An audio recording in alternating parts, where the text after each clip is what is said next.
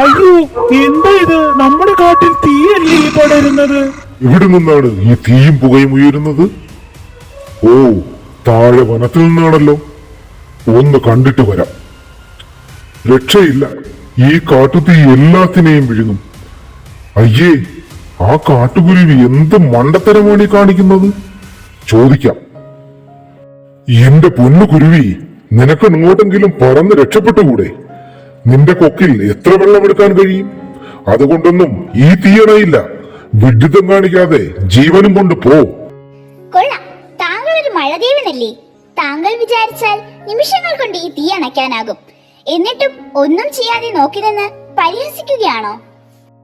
എന്നാൽ കഴിയുന്നത് ഞാൻ ചെയ്യുന്നു. ഒരു ജീവനെങ്കിലും രക്ഷിക്കാൻ കഴിയുന്നത് വലിയ പുണ്യമല്ലേ?